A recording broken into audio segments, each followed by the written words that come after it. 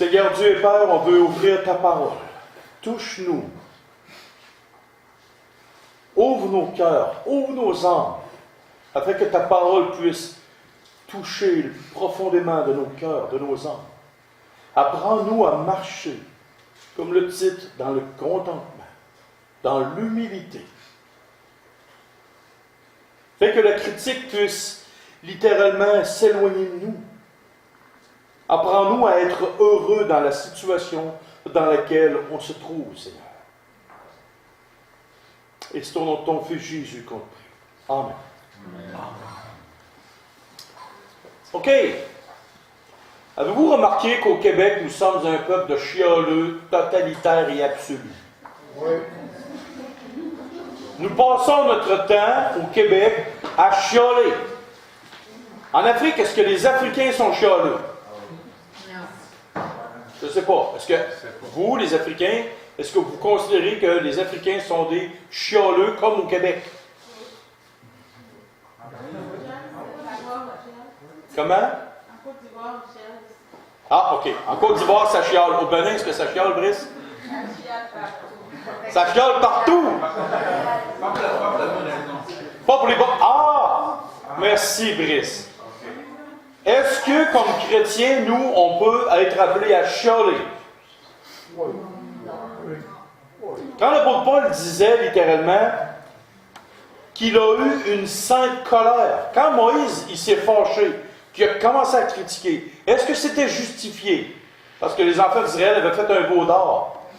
Moïse est arrivé, a cassé les tables de la pierre et il s'est fâché.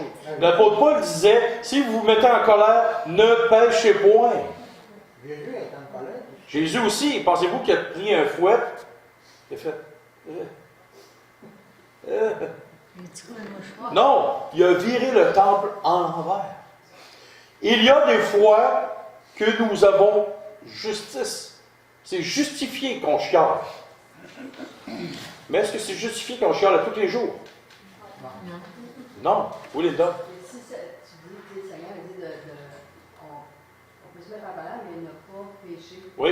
Comment on fait ça? Et ça, c'est le plus dur. Se mettre en colère sans pécher. Je prends un exemple. Les trois amours de ma vie sont ensemble et ils se chicanent. Et moi, un jour, je me suis fâché. Mais je n'ai pas péché. Je n'ai pas sacré après eux autres. Je ne me suis pas fâché après eux autres. Je me suis mis en colère contre la situation. Je n'ai pas poussé personne. Je n'ai pas accroché quelqu'un que je n'ai pas brossé. Je n'ai pas sorti des paroles méchantes. Je me suis déjà fâché après ma femme. Mais dans toutes mes 28 années, je n'ai jamais dit une parole blessante ou méchante à ma femme. Je n'ai jamais poussé ma femme. Pourtant, je me suis fâché 5 fois en 28 ans. Et jamais mes filles ont entendu leur père dire des méchancetés sur leur mère ou dire des méchantes paroles. Jamais. Oui, on peut se fâcher. On peut être en colère. Oui, pas tous les semaines en passant. OK? Pas tous les semaines. Jamais. Mais des fois, il y a des situations où on n'a pas le choix. Seriez-vous en colère d'un homme qui serait en train d'agresser sexuellement un enfant?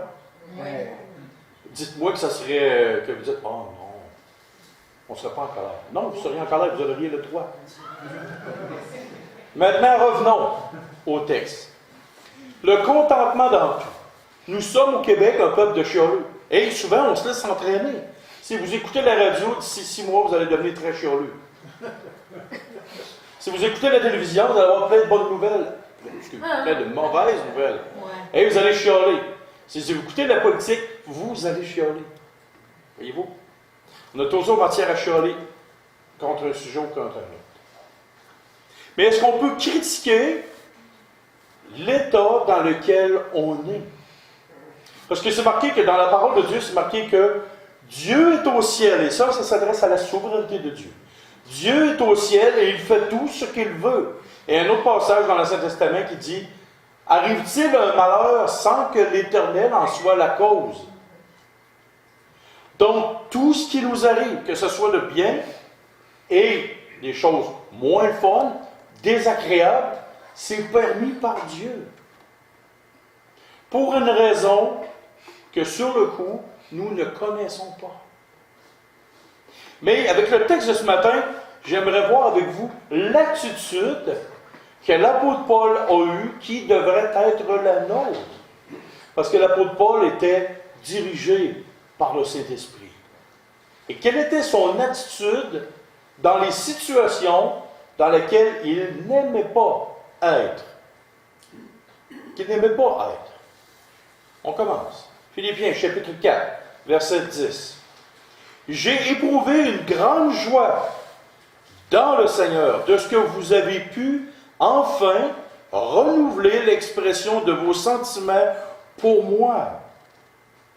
Vous y pensiez bien, mais l'occasion vous manquait. » Est-ce que ça vous est déjà arrivé de dire « Ouais, les gens ne pensent pas beaucoup à moi. » Prenons une mère de famille qui a sacrifié toute sa vie pour ses enfants, qui s'est donné à Mme Lacasse. Vous avez donné votre vie.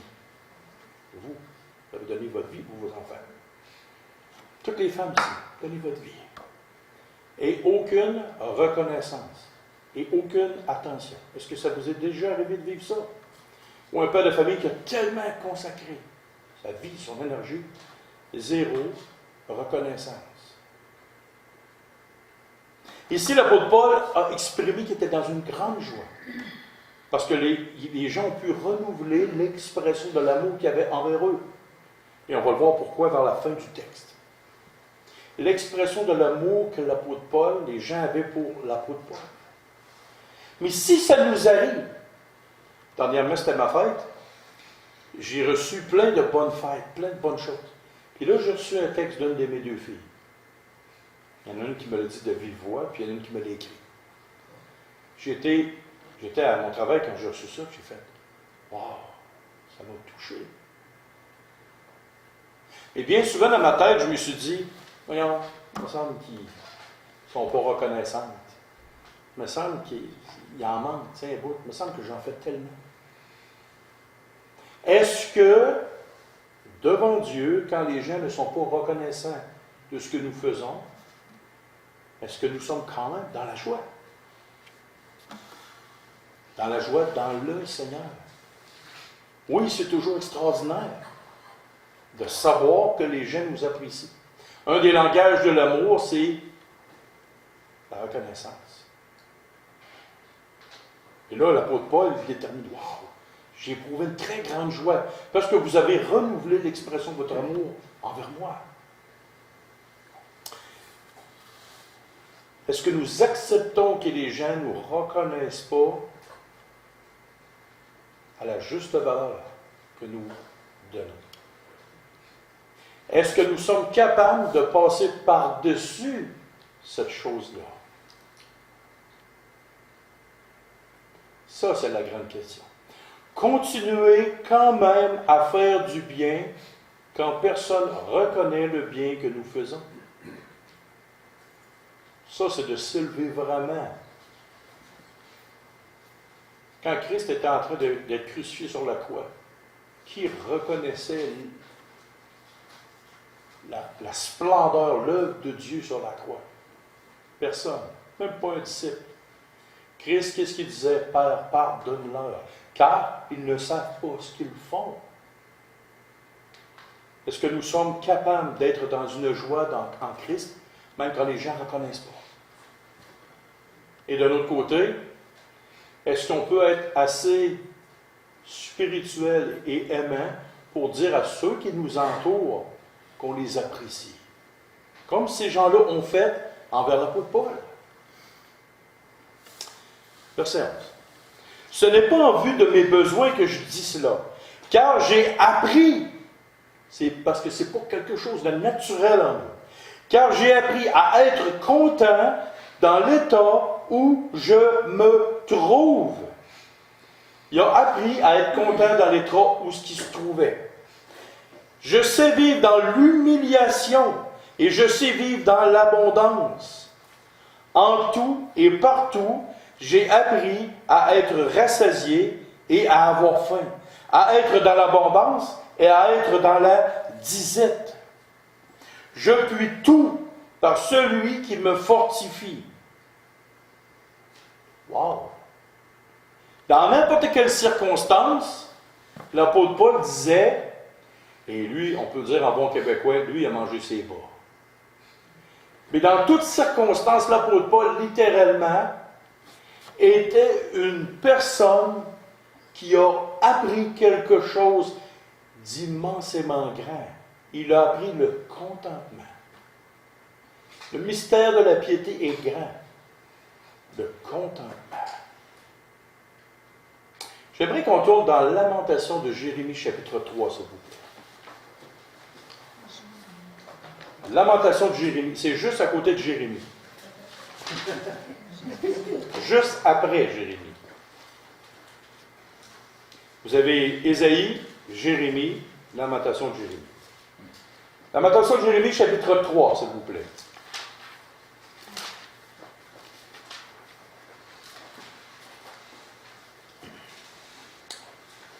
Voici ce que nous devrions repasser en nos cœurs, nos âmes, nos esprits, quand nous vivons une situation que nous n'aimons pas. Lamentation de Jérémie, chapitre 3, et à partir du verset 19. Quand je pense à ma détresse et à ma misère, à l'absinthe et au poison, quand mon âme s'en souvienne, elle est abattue au-dedans de moi. Voici ce que je veux pas repasser en mon cœur, ce qui me donnera de l'espérance. Les bontés de l'Éternel ne sont pas épuisées. Ses compassions ne sont pas à leur terme. Elles se renouvellent chaque matin. Oh, que ta fidélité est grande. L'Éternel est mon partage, dit mon âme. C'est pourquoi je veux espérer en lui. L'Éternel a de la bonté pour qui espère en lui, pour l'âme qui le cherche. Et écoutez bien le verset 26. Il est bon d'attendre en chiolant le secours de l'Éternel. C'est-tu ça que le texte dit? Il est bon d'attendre en silence le secours de l'Éternel. Ferme ta boîte, Dieu est à l'œuvre, il va agir.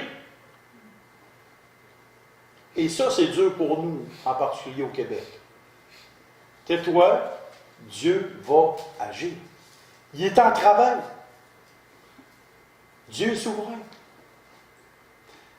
Arrive-t-il un malheur sans que l'Éternel en soit la cause? Pendant que ça arrive, prie, attends, tais-toi. Regarde Dieu aller. Quand ma fille Jessica a eu sa tumeur bénigne, sa tumeur au cerveau, quelle a été ma réaction? Quelle a été ma réaction pour telle chose, pour telle chose, pour telle chose? Quand j'ai appris que j'avais une tumeur bénigne au poumon, qu'est-ce que j'ai fait? Quelle a été ma réaction devant Dieu? Attends. Verset 26. Il est bon d'attendre en silence le secours de l'Éternel. Il est bon pour l'homme. Il est bon pour l'homme.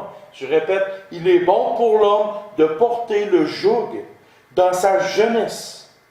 Il se tiendra solitaire et silencieux parce que l'Éternel le lui impose. Dieu te dit, je veux et exige que tu te taises parce que je t'impose cette période d'épreuve dans ta vie.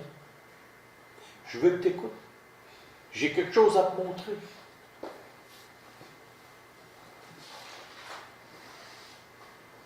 Il mettra sa bouche dans la poussière sans perdre toute espérance. Il présentera la joue à celui qui le frappe et se rassasiera d'opprobre. Verset 32. Mais lorsqu'il afflige, il a compassion selon sa grande miséricorde. Et car ce n'est pas volontiers qu'il humilie et qu'il afflige les enfants des hommes. Si on retourne à notre texte.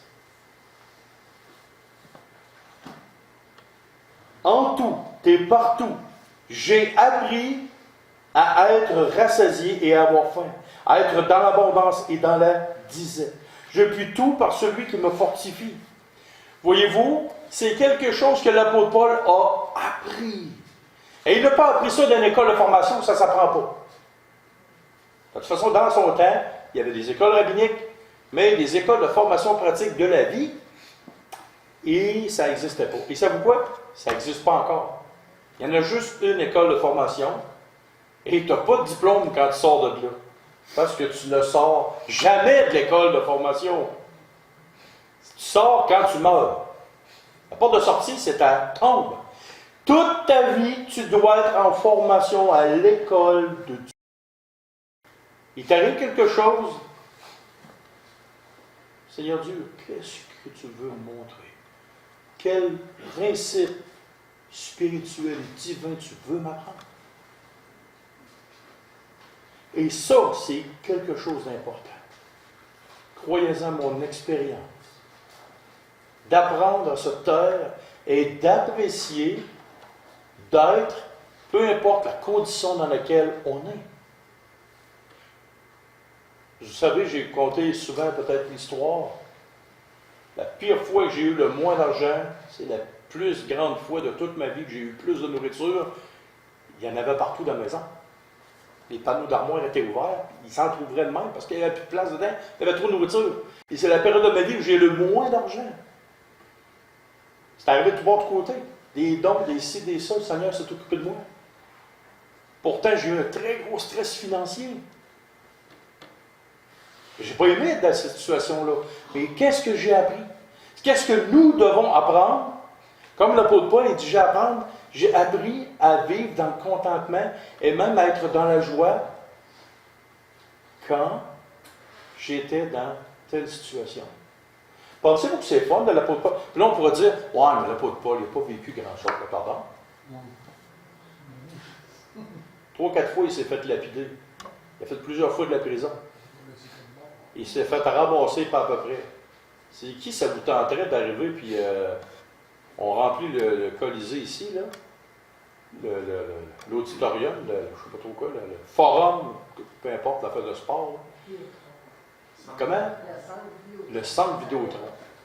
15 000, 18 000 places. On remplit tout le monde qui haïsse l'Évangile. On remplit ça de monde-là, on vous prend, on va le mettre dans le milieu, puis là, prêcher l'Évangile. Hey, l'apôtre Paul, il a vécu ça. Je vous imagine le scénario que ça a dû avoir. Si vous ne voulez pas me croire, si vous ne me croyez pas, regardez le livre des Actes des Apôtres. Vous voyez quelle opposition qu'il y avait. C'était tout le temps, constamment, une opposition contre lui, contre l'Évangile, contre la proclamation de la parole. Et il a vécu plusieurs fois dans les besoins financiers, physiquement. Il a vécu beaucoup, beaucoup de troubles. Mais il a appris à être dans le contentement, peu importe la situation dans laquelle il se trouvait. Verset 14. Cependant, vous avez bien fait de prendre part à ma détresse. Oh! Là, la deuxième partie du texte s'adresse aux chrétiens, à ceux qui sont supposés supporter l'œuvre de Dieu. Et pas nécessairement juste financière. Prenons l'argent pour l'instant, mettons ça de côté.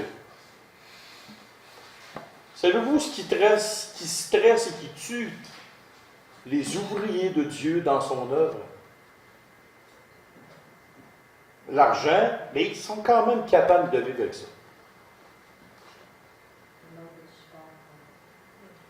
Le manque de considération du travail qu'ils font. Le chiolage invétéré que les pasteurs subissent. Merci Seigneur, pour ma part, ici, je suis très béni. Et je vous en remercie beaucoup, de tout mon cœur. Parce qu'ici, je ne changerai pas ma place contre des églises de 200-300 personnes qui ont une réputation de tuer leur pasteur. Il y en a. Sur la case, dans votre vie missionnaire, est-ce que vous avez connu des églises qui ont dit qu'ils se faisaient un fond noir de liquider le pasteur, point de vue émotionnel? La charge financière, c'est une chose, mais la charge émotive, la pression morale, Cependant, vous avez bien fait de prendre part à ma détresse. Est-ce que les ouvriers que nous côtoyons sont dans la détresse? Est-ce que les femmes sont dans la détresse? Parce qu'en passant, ne pensez pas qu'un pasteur peut être un bon pasteur sans une femme extraordinaire au-dessus de lui. Oubliez ça, c'est impossible. Si vous voulez tuer un pasteur, mettez sa femme contre lui, vous allez voir ce qui va se passer. Oh mon ami, il n'a pas fini, pauvre petit pit, comme on dit au Québec. Cependant, vous avez bien fait de prendre part à ma détresse. Vous le savez vous-même, Philippiens, au commencement de la prédication de l'Évangile, lorsque je partis de la Macédoine, aucune église n'entra en compte avec moi pour ce qu'elle donnait et recevait. Vous fûtes les seuls à le faire, car vous m'envoyâtes déjà à Thessalonique et à 2 reprises de quoi pourvoir à mes besoins. Ce n'est pas que je recherche les dons, mais je cherche le fruit qui abonde pour votre compte. L'apôtre Paul ne cherchait pas les dons. Les prédicateurs non plus ne doivent pas rechercher les dons. Les anciens, ceux qui dirigent bien, il ne faut pas qu'ils soient âpres. Âpres, ça veut dire au gain. Ils ne sont pas là pour faire de l'argent. Ils ne sont pas là pour faire de l'argent. Mais une chose, il faut que le peuple de Dieu puisse avoir un cœur généreux pour l'œuvre de Dieu. Savez-vous pourquoi, une des grandes raisons pourquoi l'œuvre de Dieu ne progresse pas au Québec? Et où ailleurs elle progresse, c'est parce qu'il, quoi? Il y a des hommes qui sont envoyés, financés par l'œuvre de Dieu pour proclamer l'Évangile. Il y a déjà un vieux chrétien qui m'avait déjà dit, il dit, James, si tu n'es pas capable de prêcher, si tu n'es pas capable d'évangéliser, tu es sûrement quelque chose, tu es sûrement capable de donner quelque chose pour que quelqu'un puisse évangéliser, que quelqu'un puisse prêcher. Mais aujourd'hui, en tant que prédicateur, je peux dire la même chose. Si tu n'es pas capable, parce que tu as un problème X, tu es introverti, peu importe, c'est Dieu qui sait avec toi. Mais tu es quand même capable de pourvoir à l'œuvre de Dieu. Tu es quand même capable de travailler avec l'ouvrier dans le même sens de la proclamation de l'Évangile.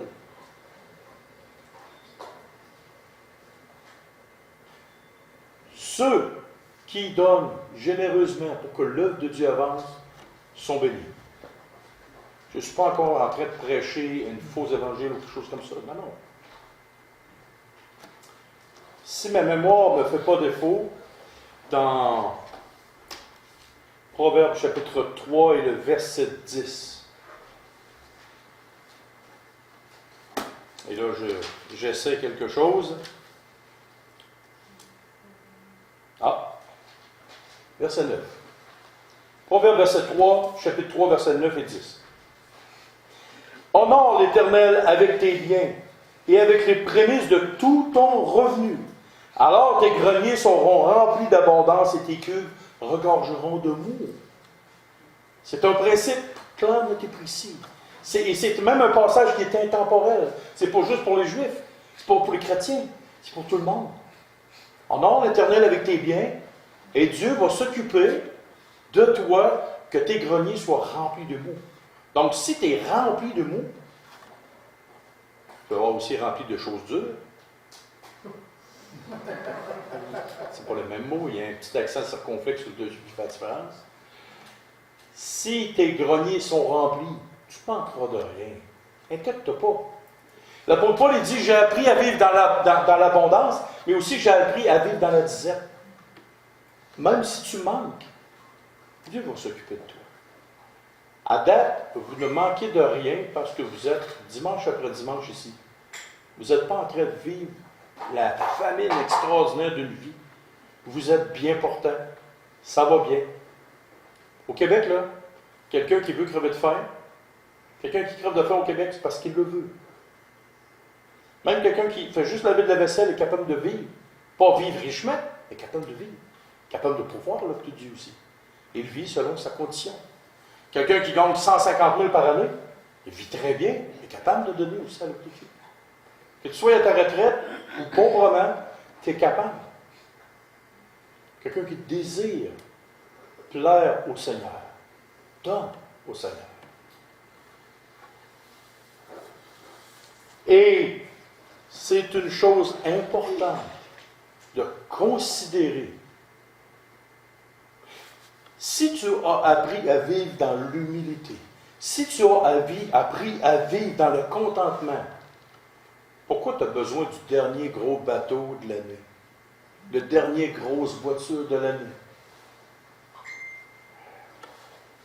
C'est mon cellulaire, je ne vais pas le.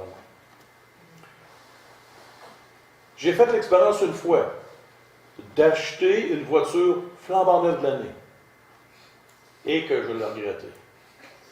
Et que ça coûtait cher à toi et moi. Les paiements reviennent vite. Puis jamais je vais acheter une auto neuve de l'année. Si j'achète une auto d'une année plus vieille, je sauve à peu près 15 000 $. Hein? Si j'étais prêt à payer pour une auto neuve, pour ce montant-là, est-ce que je pourrais donner l'argent que j'économise, je pourrais donner à l'œuvre de Dieu? Ah, ça c'est un exemple. Au lieu d'acheter la grosse TV qui prend un mur complet de ma maison, je suis capable d'avoir une plus petite TV, puis la différence pour voir l'œuvre de Dieu. Si on faisait le calcul de ce qui nous avons vraiment besoin pour vivre, et du superflu que nous avons, et que toute la province de Québec, tous les chrétiens décideraient de prendre la différence et de donner ça à l'œuvre de Dieu, d'après moi, il y aurait un prédicateur dans tous les coins du Québec. Mais non, on a de la misère à avoir de temps en temps des prédicateurs. Et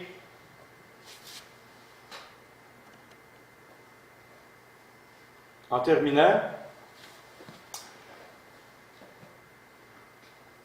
verset 17. Ce n'est pas que je recherche les dons, mais je cherche le fruit qui abonde pour votre compte. Est-ce que nous avons bien saisi cette phrase-là? Il dit, je ne cherche pas les dons, mais le fruit qui abonde pour votre compte. Oh! Quelle dimension l'apôtre Paul est en train d'amener? Qu'est-ce que l'apôtre Paul est en train de dire? Il dit, je ne cherche pas vos dons financiers, mais je cherche une chose, quelque chose qui va être mis sur votre compte. Quelque chose qui va vous rester pour l'éternité. L'homme, tantôt que je vous parlais, a un compte de banque assez incroyable. Pas de femme, pas d'enfant, pas de maison. Il reste encore chez son père et sa mère. Puis il faisait 50-60 heures par semaine. Alors, l'argent, là, il en avait bien plein. Steve Jobs. Qui connaît Steve Jobs? Fondateur de Apple. Cet homme-là est mort avec des milliards et des milliards et des milliards. Savez-vous quoi? Il dit que j'ai raté ma vie. Pourquoi? Parce que l'argent était au centre de sa vie. Ses préoccupations, c'était d'en accumuler de plus en plus, de plus en plus, de plus en plus. Mais il a dit qu'à la fin, il a raté sa vie parce qu'il a fait énormément de mal pour pouvoir servir son Dieu qui était tellement bon. Il n'a pas vu les bonnes priorités. Et comparativement à son collègue, quand ils étaient tous les deux très pauvres, qui ont grandi, ils sont devenus très riches, qui était le collègue qui a participé avec Steve Jobs jusqu'à un certain point, puis se sont séparés, fondateur de Google, Windows, je veux dire, qui était Bill Gates. Qui connaît Bill Gates? Qu'est-ce que Bill Gates fait de ses journées, de son temps? Il flambe de l'argent. Il dépense de l'argent, puis il a pu savoir quoi en faire. Il dépense, puis il dépense, puis il dépense, puis il dépense. Des millions par jour. Mais ce gars-là, il fait du bien extraordinairement bien autour de lui. Il passe sa vie à bâtir des hôpitaux, des écoles, fournir des choses, des médicaments, c'est ci, puis c'est ça. Il n'arrête pas. Et il considère que son argent n'est pas à lui. Et il le retourne. Il pense à ceux qui lui ont fait du bien pendant que lui était pauvre. Voyez-vous? Cet homme-là, je ne sais pas s'il est chrétien, je ne le connais pas. Mais imaginez-vous que si cet homme-là était chrétien, tout le bien qu'il pourra faire avec son argent. Et cet homme-là, j'ai lu un article dernièrement, et il contait une histoire que quand il était très pauvre, il n'avait même pas les moyens de s'acheter un journal. Puis à un moment donné, les gens lui ont posé un jour, il dit, y a-t-il un homme plus riche que vous sur terre? Ah, il dit, oui. C'est un tel homme, il dit, il vend des journaux sur le bord du chemin. Il était, quoi? Un gars qui vend des journaux sur le bord du chemin? Oh, lui, il est beaucoup plus riche que moi. Là, tout le monde se demandait. Là, il compte son histoire. Il dit, quand il était pauvre, le monsieur qui vendait des journaux, il dit, garde, avec mes profits, mes petits profits, ben, je vous offre le journal, monsieur. Je vous offre le journal.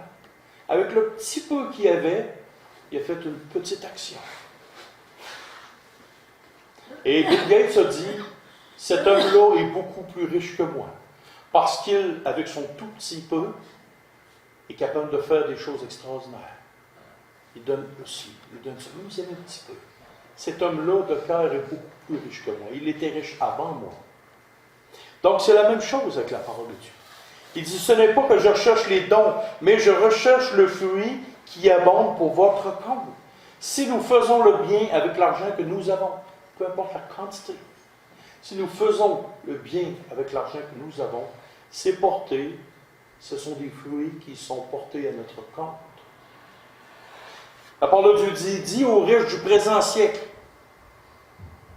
d'être libéral, de donner, de pourvoir. Verset 18 jusqu'à 20. J'ai tout reçu et je suis dans l'abondance. J'ai été comblé de bien en recevant par Épaphrodite ce qui vient de vous comme un parfum de bonne odeur. Oh! Un sacrifice que Dieu accepte et qui lui est agréable. Oh! On a parlé du parfum matin.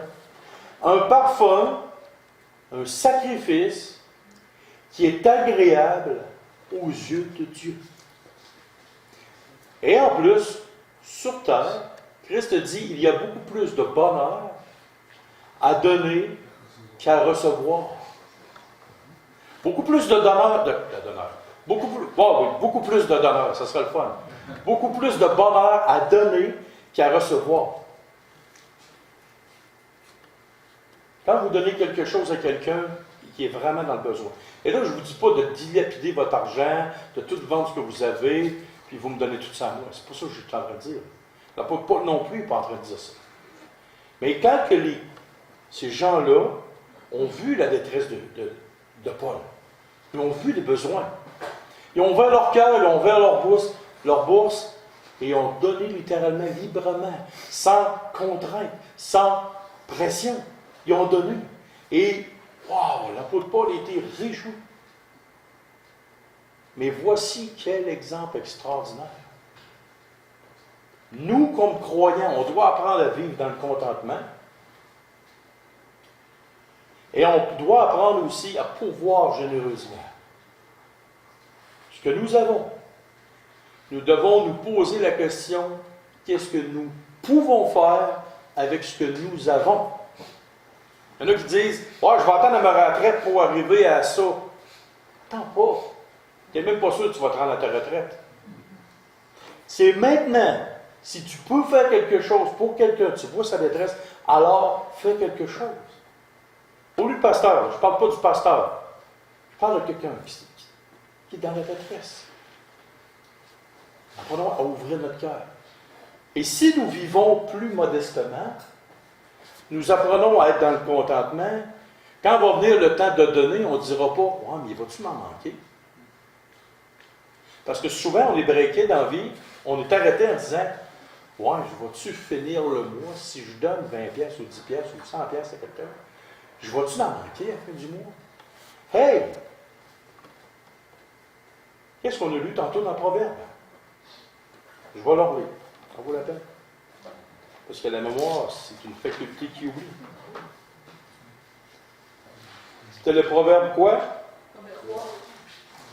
Oui, le verset 9 et 10.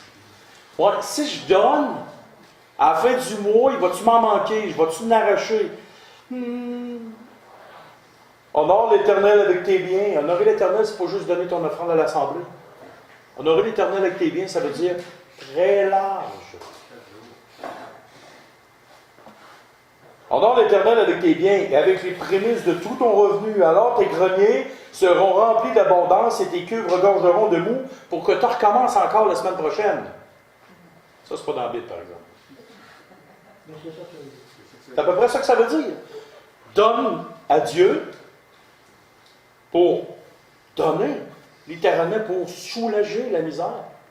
Et Dieu va remplir tes greniers. C'est une roue, là. Tu sais, une roue de moulin, là. C'est comme si quelqu'un verrait une roue de moulin. Hey, si l'eau continue à couler, il va s'en manquer. Quand tu donnes, il te donne la possibilité de donner encore plus. Et voilà. C'est ça le côté exponentiel de la chose. C'est ça. L'autre, pour notre prochain. Vous savez ici qu'au cours des années, on a donné de temps en temps à des personnes qui avaient des besoins. Est-ce que vous êtes d'accord avec ça? Oui. Bon. Y a-t-il quelqu'un qui a manqué de quoi après ça? Il n'y a personne qui a manqué quelque chose. Et si vous avez été attentif, vous avez eu des bénédictions. Alors, et on va terminer avec ça. Et mon Dieu, je vais recommencer le verset 18.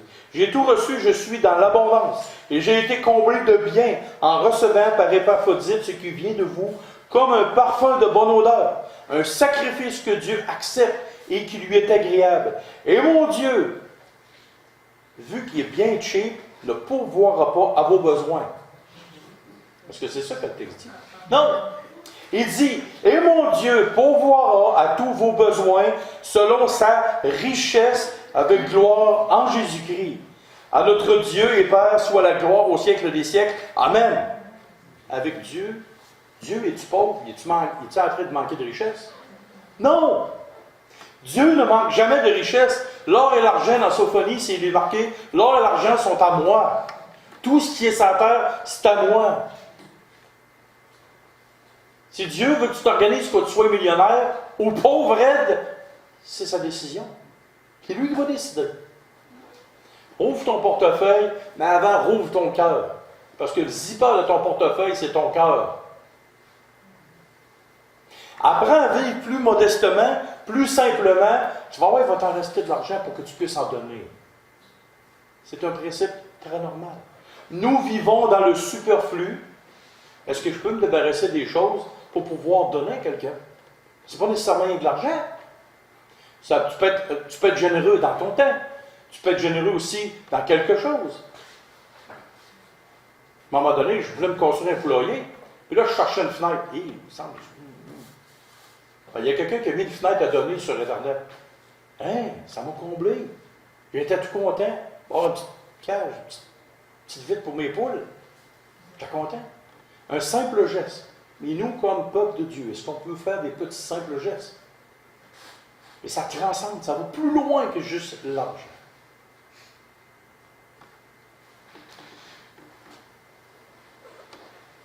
Sur ce, il est midi moins quart. Où, Linda? On pourrait lire, tu pourrais lire Proverbe 11, 24 et 25. 11, 24 et 25.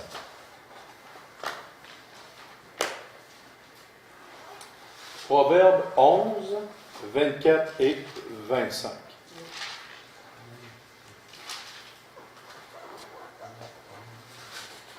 Tel qui donne libéralement devient plus riche, et tel qui épargne à l'excès ne fait que s'appauvrir. L'âme bienfaisante sera rassasiée, et celui qui arrose sera lui-même arrosé. Wow! C'est dans quelle classe? Proverbe chapitre 11, versets 24 et 25. On peut-tu finir avec une plus belle note que ça? Non. Non. Ça, c'est le summum, la cerise sur le Sunday d'une prédication, pas de préparation. Merci Seigneur pour ta parole. On va prier là-dessus. Seigneur Dieu et Père, merci parce que ce matin, ton Esprit Saint était au rendez-vous. Comme toujours, mais avec puissance. Merci pour ta parole. Merci pour que nos cœurs soient maintenant ouverts, que nous avons appris les choses qui viennent de toi, Seigneur. donne-nous d'apprendre à vivre sans chialer, de mettre notre bouche, nos cœurs, nos raisonnements à off en attendant ton secours, ta puissance. Et de notre côté, malgré notre situation, apprends-nous à être là pour les autres, Seigneur. Et c'est au nom de ton Fils, le Seigneur Jésus, que nous voulons vivre maintenant, aujourd'hui, dans cette pratique, qui est une pratique spirituelle, Seigneur. Et comme l'apôtre Paul dit, j'ai appris. Alors, Père, ce matin, apprends-nous constamment, régulièrement, tout le long de notre vie, à vivre selon ton esprit, Seigneur. Et c'est au nom de ton Fils Jésus qu'on prie. Amen. Amen.